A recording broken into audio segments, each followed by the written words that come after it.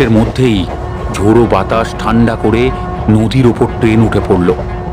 লোহা ইস্পাতের গম গম আওয়াজ ভেঙে ছুটতে লাগলো স্পিড কমিয়ে।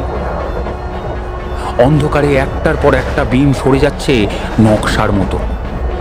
গোপালবাবু মনকে শক্ত করলেন, মনে মনে দ্রুত হিসেব কষে নিলেন। একটা বিমের পর অন্যটা আসছে সেকেন্ডেরও কম ব্যবধানে। এর অর্থ একটা বিম লক্ষ্য করে কাজটা করতে হবে, তবেই পরেরটায় গিয়ে ধাক্কা লাগবে। ভালো হয় সরাসরি মাথাটা লাগলে মুখ থ্যাতলানো ছিন্ন ভিন্ন বডি উদ্ধারের পরও চেনা যাবে না। বেশিরভাগ সময় বেওয়ারিশ লাশ হিসেবে চালান হয়ে যায়। এই দেশে ট্রেন থেকে পড়ে মৃত্যুর ঘটনা রোজ 20টা করে ঘটছে, তার বেশিও হতে পারে। কেউ খবর রাখে না। ভবেশ পোড়েল খোলা দরজার দিকে একটু ঝুঁকে পড়লেন। এক হাতে দরজার শিক ধরে এক পায়ে গেলেন গোপালবাবু। আওয়াজ হলো, ভারী কোনো জিনিস ছিটকে পড়লে যেমন হয়, তবে ব্রিজের গমগম আওয়াজের তলায় সেই চাপা আওয়াজ চাপাও পড়ল খুব সহজে।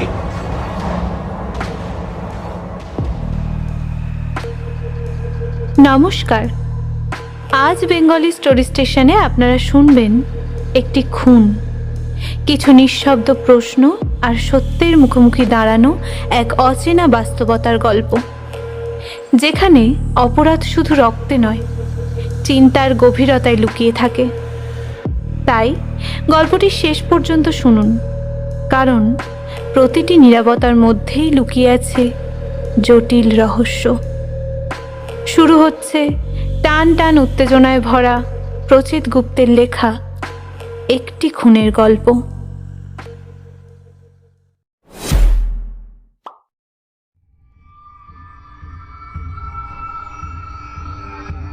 কাজটা গোপালবাবু সাবধানে এবং ঠান্ডা মাথায় করবেন বলে ঠিক করেছেন।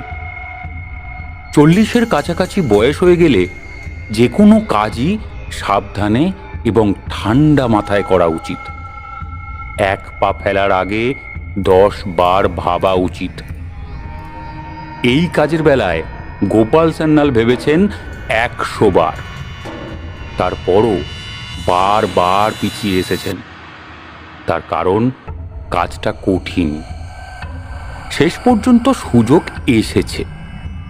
গোপালবাবু নিখুঁতভাবে সেই সুযোগ কাজে লাগাতে চান। গোপালবাবু প্রথমে ভেবেছিলেন কাজ করাবেন প্রফেশনাল দিয়ে, পেশাদার খুনি, সুপারি কিলার। সেই মতো একজনের সঙ্গে কথা বলেছিলেন। সেই লোকের বায়োডাটাটা ভালো, এই লাইনে দীর্ঘদিন আছে, পয়সা বেশি নেয়, তবে কাজে ত্রুটি রাখে না। গোপালবাবু তবু অতিরিক্ত সাবধান হয়েছিলেন। বড় লেভেলের চেনা জানা ধরে সেই লোকের কাছে গিয়ে হাজির হলেন। লোকটার নাম নিতাই। চেহারা চকচকে, গোলগাল, পরনে ধুতি, গায়ে উড়নি, পেট পর্যন্ত লম্বা পৈতে, গলায় কণ্ঠির মালা, কপালে মাটি লেপটানো চন্দন।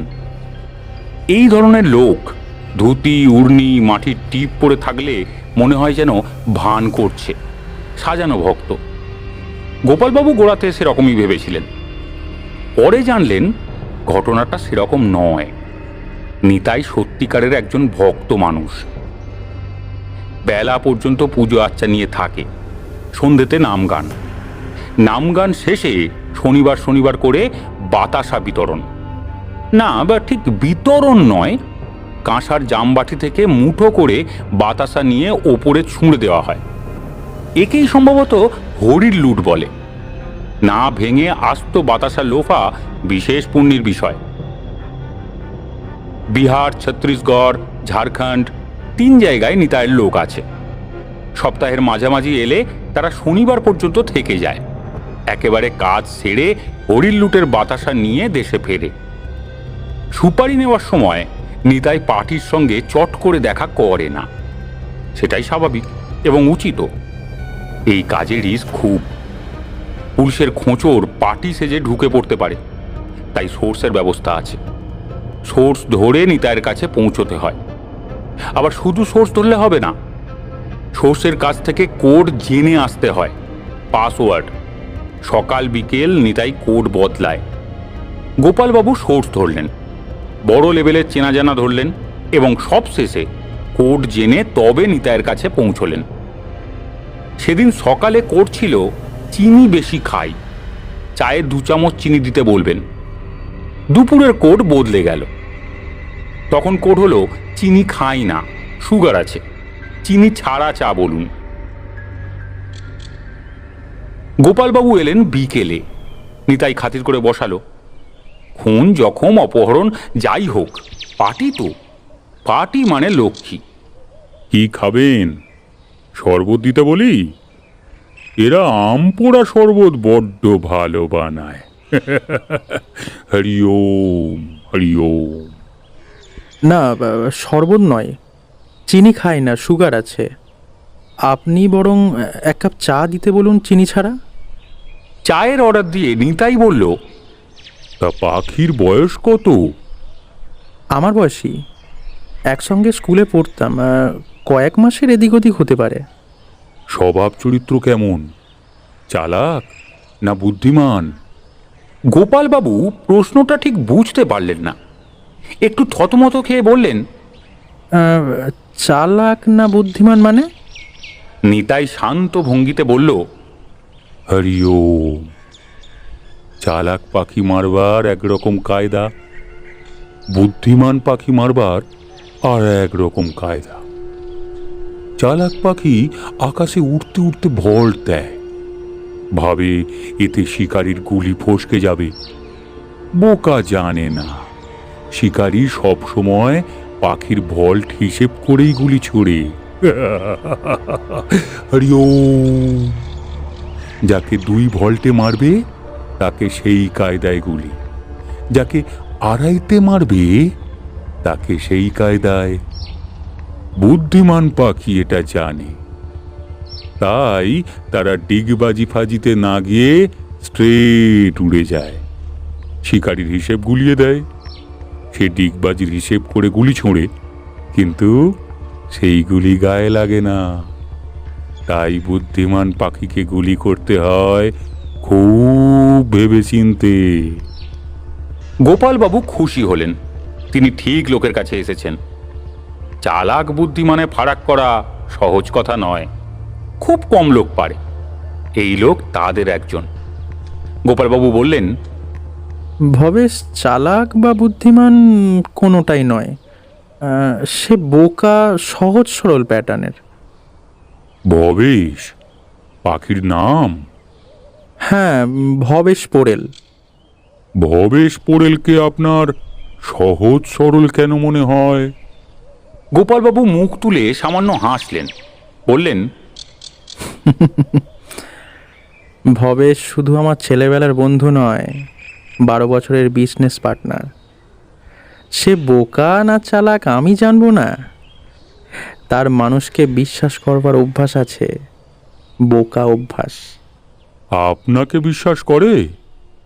গোপালবাবু চুপ করে রইলেন। কি উত্তর দেবেন? ভবেশ তাকে শুধু বিশ্বাস করে না, বাড়াবাড়ি ধরনের বিশ্বাস করে। না করলে কি আর এভাবে টানা 5 বছর বিজনেস থেকে লাভের অংশ সরিয়ে রাখতে পারতেন? হিসেবপত্র দেখতে বললে গাধাটা বলে, ওসব হিসেব টিসেবে আমি নেই গোপাল। বিজনেস শুরুর আগে তো কথা হয়ে গিয়েছিল, গায়ে গতরে আমি খাটবো, অফিসে বসে কাজকর্ম তুমি দেখবে। সেই মতো আমি ঘুরে ঘুরে অর্ডার আনি আর তুই হিসেব করিস। পার্টনারশিপ ব্যবসার শুরুতে এসব ন্যাকা কথা হতে পারে, পরে হয় না। লাভ আসতে শুরু করলে তো একেবারেই হয় না। ব্যবসায় বাপও নিজের ছেলেকে বিশ্বাস করে না। তবে এখানে শুধু কি আর ব্যবসা? আর কিছু নেই? হ্যাঁ আছে, আরও বিশ্বাসের ব্যাপার আছে। সেই ব্যাপারের নাম মন্দিরা, ভবেশের বউ। গোপালবাবুর সঙ্গে মন্দিরার আলাপ ভবেশের বিয়ের সময়। পাত্রী ফাইনালের সময় গোপালবাবু নিজে উপস্থিত ছিলেন। পরে বিয়ের যাবতীয় ব্যবস্থা, কেনাকাটা, খাটাখাটনি সবই করেছেন। এমনকি ফুলশয্যার খাট পর্যন্ত নিজে দাঁড়িয়ে থেকে সাজিয়েছিলেন। সবাই বলেছিল বন্ধুর বিয়ে দিয়ে গোপাল হাত পাকাচ্ছে, এরপর নিজে বিয়ে করবে। এখন স্টেজ রিহার্সাল চলছে। বিয়ের বছরখানেক পর মন্দিরা বলল, গোপালদা, এবার আপনি বিয়ে করুন। কেন? তোমার কি সমস্যা বাপু? নিজেরা বিপদে পড়ে এখন আমাকে বিপদে ফেলতে চাইছো? বারে, বয়স হয়ে যাচ্ছে না, বিয়ে না করলে চলবে? বেশ তো চলছে, খুব ভালো চলছে। স্বাধীন ফুরফুরে রোজগার করছি, খাচ্ছি, দাচ্ছি, ঘুমাচ্ছি। মন্দিরার গায়ের রং কালোর দিকে হলেও এক ধরনের সৌন্দর্য আছে, চোখা সৌন্দর্য, চোখে মুখে বুদ্ধির ভাব। শুধু ভাব নয়, গোপালবাবুর বিশ্বাস মেয়েটার সত্যি বুদ্ধি আছে। রূপবতীর থেকে বুদ্ধিমতী মেয়ে তার সবসময়ই বেশি পছন্দ। এই কারণে গোড়া থেকেই তিনি বন্ধুর পত্নীকে বেশি নাম্বার দেন। মন্দিরা চোখ কপালে তুলে নাটকীয় গলায় বলল, এটা কি চলা হলো নাকি? হোটেলে তেল ঝাল মশলার খাবার খাচ্ছেন, যখন খুশি বাড়ি যাচ্ছেন, অসুখ বিসুখ করলে দেখার একটা লোক পর্যন্ত নেই। ভগবান না করুন যদি সেরকম কিছু হয়, কি হবে একবার ভেবে দেখেছেন? কবে অসুখ করবে তার জন্য এখন থেকে বিয়ে করে বসে থাকতে হবে? অসুখ সামলাতে মানুষ এখন ইন্স্যুরেন্স করে শুনেছি, হেলথ ইন্স্যুরেন্স। কই বা বিয়ে করে বলে তো শুনিনি। আহ, ঠাট্টা করবেন না গোপালদা, বিয়েটা সত্যি করে নিন। আপনার জন্য না করলেও অন্তত আমার জন্য করুন। তোমার জন্য বিয়ে করব? মানে কথাটার মানে কি? তোমার কি মাথাটাতে খারাপ হলো নাকি? মন্দিরা গোপালবাবুর দিকে এক ঝলক তাকিয়ে মুখ নামিয়ে নিল। আমার একজন সঙ্গী দরকার। আপনার বিয়ে হলে আপনার গিন্নি আমার সঙ্গী হবে, তার সঙ্গে গল্প করব, শপিং করব, সিনেমায় যাব। সারাদিন একা থাকি, আপনার বন্ধু তো মাসের অর্ধেক দিন বাইরে বাইরেই ঘোরে। ও আচ্ছা আচ্ছা, এই কথা, সেটা আগে বলবে তো। আসলে ভবেশ বিজনেসের জন্য ট্যুরে যাই বলে তোমার প্রবলেম হচ্ছে, তাই না মন্দিরা? You feel lonely. আচ্ছা, আমি আজই ওকে বলবো এবার থেকে তুই অফিসে থাকবি আর বাইরের কাজগুলো আমি করব। বিয়ে করা থেকে বাইরে ঘুরে কাজ করা অনেক সহজ। ভবেশকে দেখে হাড়ে হাড়ে টের পাচ্ছি আমি। দেখুন যদি পারেন, মনে হয় না পারবেন বলে। মন্দিরাই ঠিক বলেছে। গোপালবাবু বন্ধুকে রাজি করাতে পারলেন না। ভবেশ পোড়েল হাত পা ছুঁড়ে বললেন, এ আবার কেমন কথা? বিয়ের আগে জানতো না আমাকে বাইরে বাইরে ঘুরতে হয়? ওটাই আমার কাজ। ওর কথা বাদ দে তো। উফ, অনেক দিন পরে বিজনেসটা খানিকটা স্পিড পেয়েছে, কোম্পানির নামডাক হয়েছে। এখন যত অর্ডার ধরে আনতে পারবো তত লাভ। এখন ঘরে বসে বউয়ের সাথে এক্কা দোক্কা খেলার সময় নয়। আহা, তুই মন্দিরের কথাটা তো একবার ভেবে দেখবি, বেচারির একা লাগে তো। ওসব ফালতু ভাবনা তুই নিয়ে বসে থাক। মন্দিরের একা লাগলে তুই সামলাবি, আমাকে টানবি না। আমাকে মন দিয়ে কাজটা করতে দে। আহ, তুই অকারণে উত্তেজিত হচ্ছিস। আরে ব্যবসা তো আমিও করছি, মন দিয়েই করছি। বলছি না তোর বিষয় তুই বোঝ, আমাকে একদম জড়াবি না। গোপালবাবু নিজের বিষয় নিজে বুঝলেন। শুধু গোপালবাবু নন, মন্দিরাও বুঝল। ভবেশ পোড়েল ট্যুরে গেলে গোপালবাবু মাঝে মাঝে একা মন্দিরার কাছে চলে আসেন, গল্প করেন, ভিডিও চালিয়ে সিনেমা দেখেন। উত্তম সুচিত্রার সিনেমা, পথে হলো দেরি, শেষ রক্ষা, সাপমোচন। মন্দিরা এটা সেটা করে এনে গোপালবাবুর পাশে রাখে। গরম গরম বেগুনি, মাছের ডিমের বড়া, গাজরের হালুয়া। গোপালবাবু বলেন, মন্দিরা, তুমিও এসো না, আমার সঙ্গে সিনেমা দেখবে। হ্যাঁ, দাঁড়ান, আসছি। মন্দিরা ফিরে আসে, হাতে তোয়ালে আর সাবান। বলে, যান তো, আগে বাথরুম থেকে ফ্রেশ হয়ে আসুন, অফিস করে এসেছেন। মা গো, গায়ে কি বিটকেল গন্ধ। একটু স্নান করলে ভালো হতো। ও মা, তা করুন না, কে বারণ করেছে? আমাদের জলের কোনো প্রবলেম নেই। আপনি বরং এক কাজ করুন গোপালদা, আপনার বন্ধুর একটা লুঙ্গি নিয়ে যান, স্নান সেরে পরে নেবেন। হ্যাঙ্গার দিচ্ছি, নিজের প্যান্ট শার্টটা ঝুলিয়ে রাখুন, বেরোবার সময় চেঞ্জ করে নেবেন। আর শুনুন মশাই, স্নানের পর একটু পাউডার ব্যবহার করতে শিখুন দেখি, বিয়ে করেননি বলে পাউডারও দূরে সরিয়ে রাখবেন নাকি? মন্দিরা হি হি করে হাসে। গোপালবাবুর ভালোই লাগে। স্নান সেরে পাউডার মেখে তিনি বন্ধু ভবেশ পোড়েলের লুঙ্গি পরে সিনেমা দেখতে বসেন। মন্দিরা পাশে এসে বসে। মন্দিরা হাসতে হাসতে গোপালবাবুর গায়ে পড়ে যাওয়ার জোগাড় হয়, কিন্তু পড়ে না। কাঁধ, বুক, পেট, থাইয়ের ছোঁয়া লাগে। একটু নরম নরম, একটু পাপ পাপ, একটু শিরশিরানি। গোপালবাবু ভেতরে ভেতরে চমকে ওঠেন। নারী শরীর বুঝি এরকম? তিনি সরে বসবেন ভাবেন, কিন্তু সরেন না। ঠিক করেন পরের দিন হাসির কোনো সিনেমা আনবেন। মন্দিরা আবার হাসতে হাসতে গায়ে পড়বে। এই যে বউকে বন্ধুর হাতে রেখে ঘন ঘন বাইরে চলে যাওয়া, এটাও কি ভবেশ পোড়েল এক ধরনের বিশ্বাস থেকে করে না? অবশ্যই করে। গোপালবাবু জানেন। এর জন্য মাঝে মধ্যে বন্ধুর ওপর তার রাগও হয়। তিনি মনে করেন একে বলে গাধার বিশ্বাস। কি হলো, বললেন না আপনার বন্ধু আপনাকে বিশ্বাস করে? হ্যাঁ, করে, খুবই করে। ভবেশকে কেন সরাতে চাইছি আপনি কি জানতে চান নিতাইবাবু? না না না না, তাতে কাজের কোনো হেরফের হয় না। কারণ হাজারটা হতে পারে, কাজ একটাই। ধরুন আপনি আপনার বন্ধুর বউকে নিয়ে ভাগতে চান, সেই কারণে বন্ধুকে শেষ করে দিতে চান।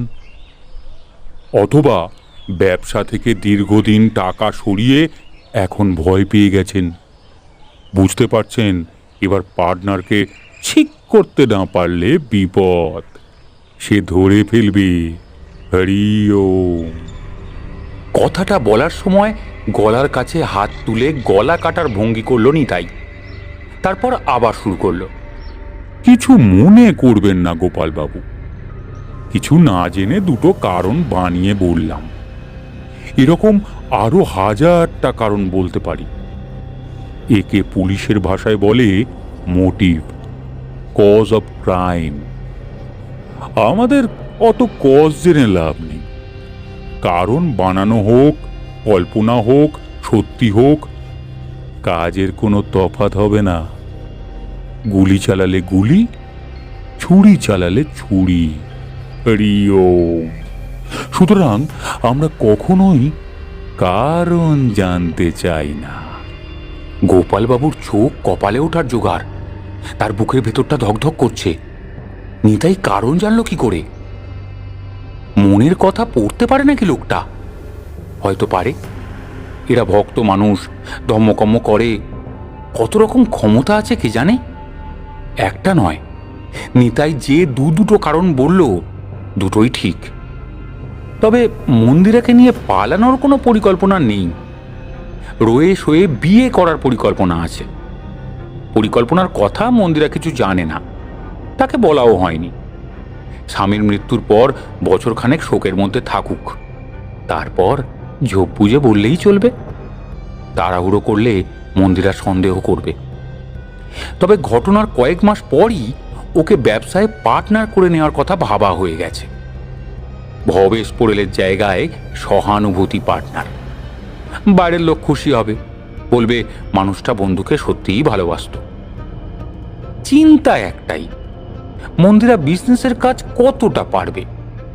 কেনই বা পারবে না? মেয়েরা আজকাল সব পারে।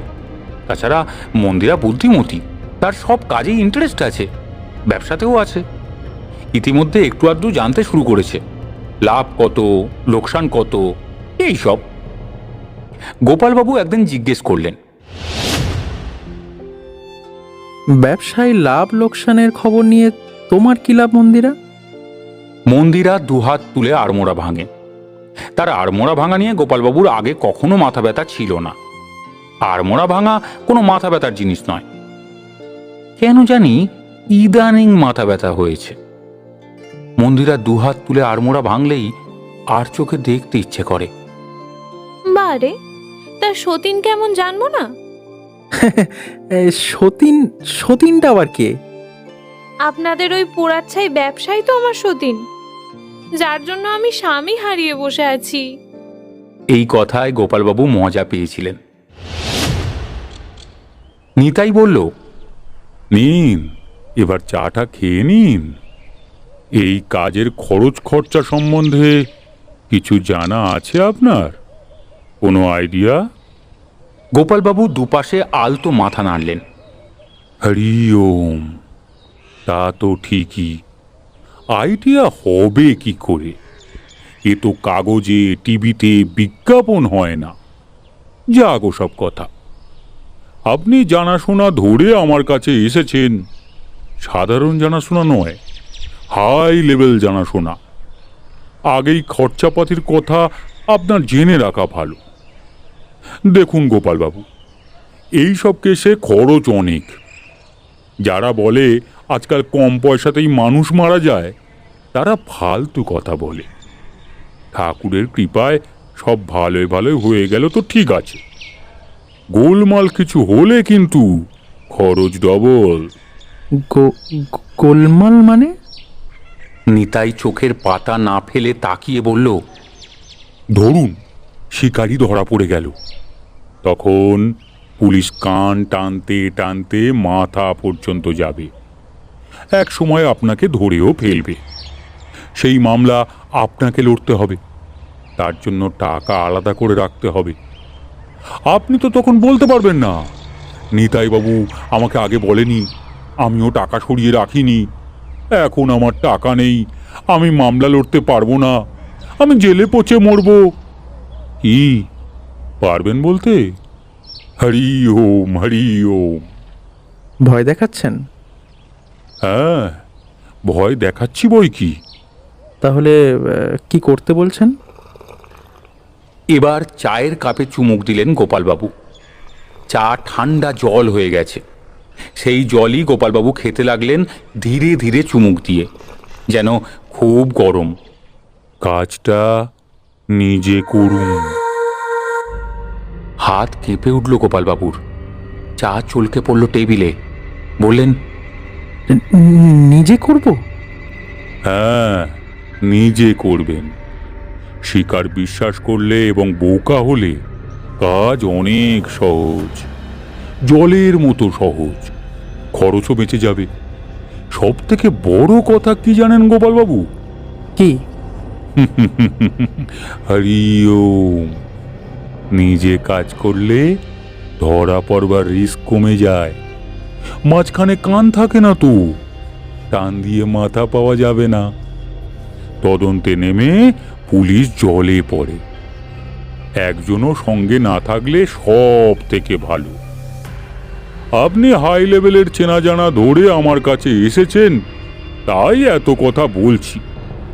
ছোট লেভেলে চেনা জানা হলে বলতাম না, নিজের ব্যবসা এইভাবে নষ্ট করতাম না। দেখুন, দুদিন ভাবনা চিন্তা করুন। যদি না পারেন, যদি সাহসে না কুলোয়, আবার আমার কাছে আসবেন। হ্যাঁ, আমি তো রইলাম। হরি ওম, হরি ওম। আর হ্যাঁ, আসার আগে নতুন কোডটা জেনে আসবেন। মাফ করবেন, আজ আমায় উঠতে হবে। আমার নাম গানের সময় হয়ে গেল কি না। হরি ওম। আবার কোড লাগবে কেন? আমার মুখ তো চিনে রাখলেন। মুখ এক থাকে, কিন্তু মানুষটা বদলে যায়। সেই কারণে কোড লাগবে। দুদিন নয়, গোপালবাবু একদিন ভেবেই সিদ্ধান্ত নিলেন কাজ তিনি নিজে করবেন। কিন্তু কিভাবে? গুলি করে মারবেন? কোথায় নিয়ে গিয়ে গুলি করবেন? ময়দানে? দূর, এসব নাটক সিনেমায় হয়। আচ্ছা, মন্দিরাকে কাজে লাগালে কেমন হয়? ধরা যাক বিষের ব্যবস্থা করা হলো। ভবেশের খাবারে মন্দিরা বিষ মিশিয়ে দেবে। না, এটাও গোলমালের। মন্দিরা সাক্ষী থেকে যাবে।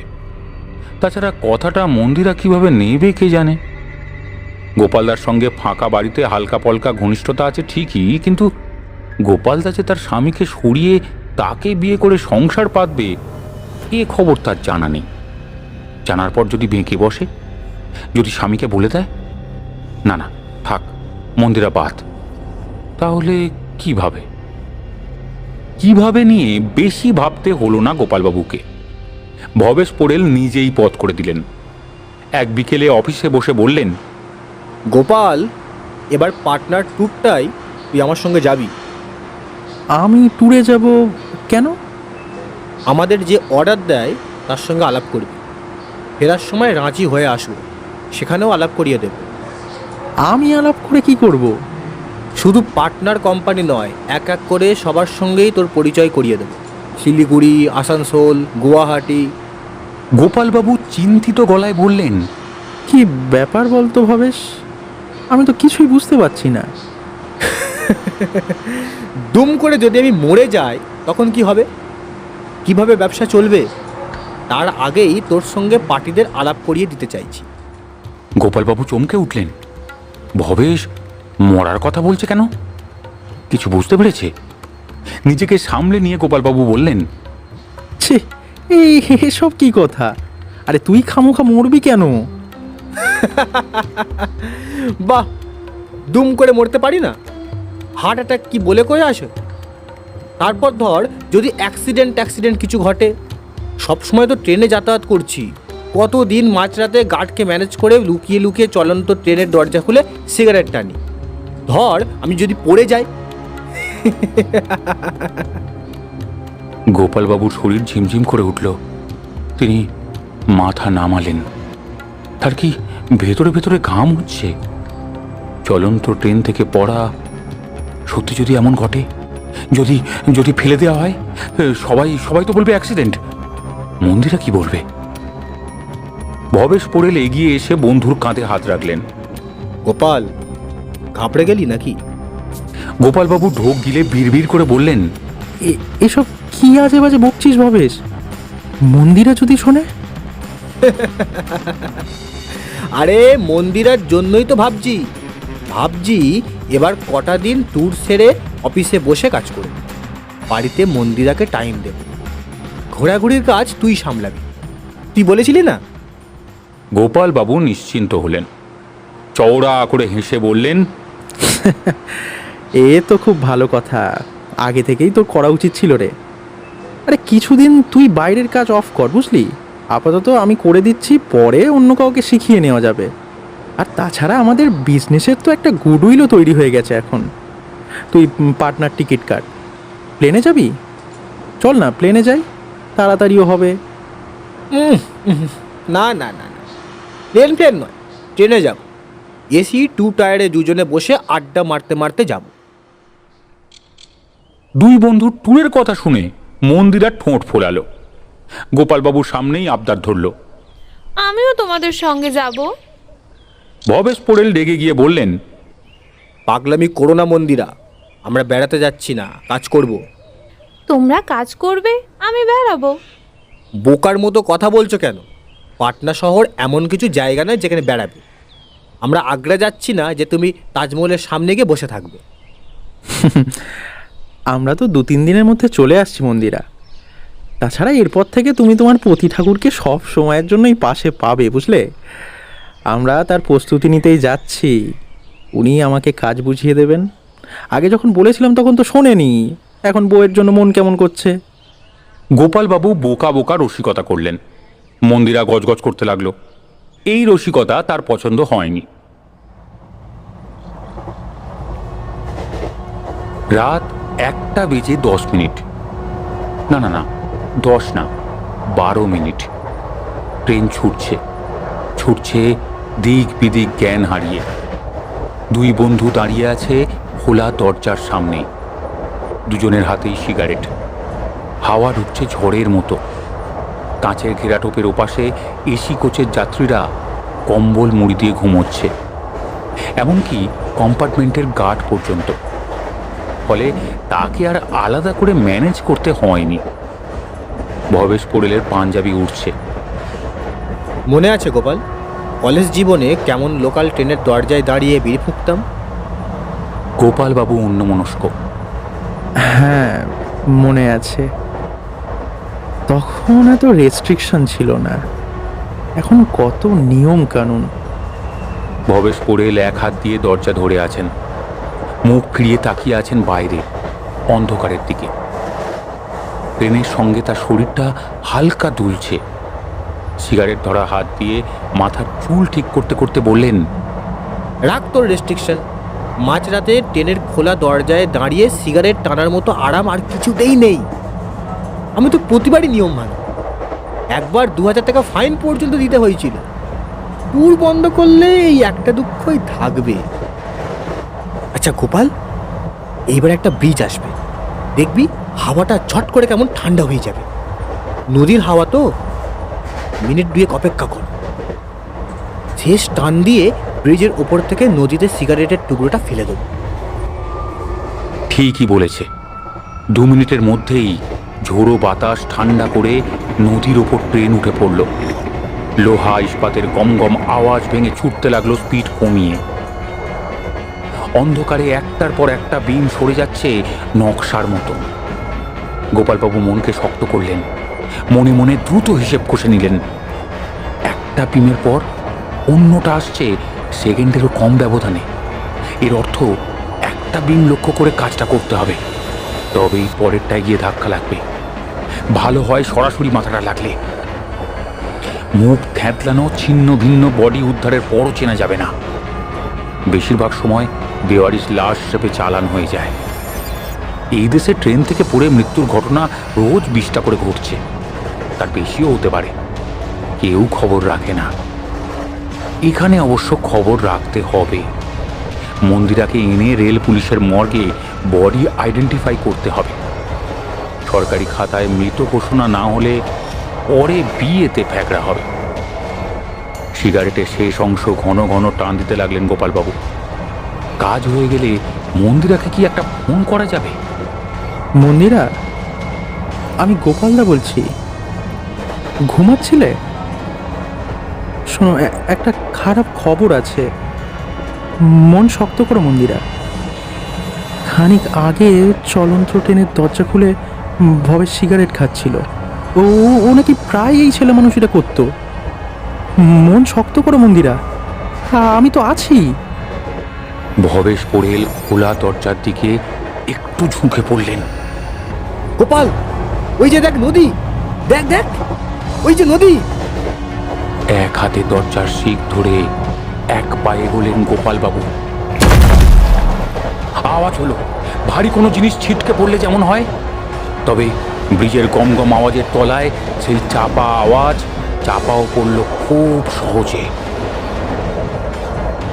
শান্তভাবে লোহার ভারী দরজাটা আটকালেন ভবেশ পোড়েল।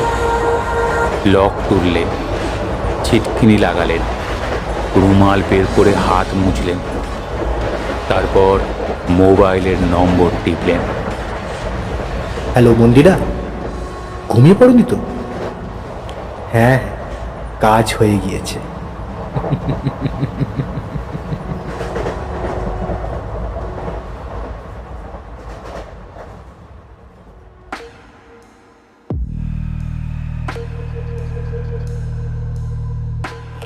এখানেই শেষ হলো আমাদের আজকের উপস্থাপনা, একটি খুনের গল্প।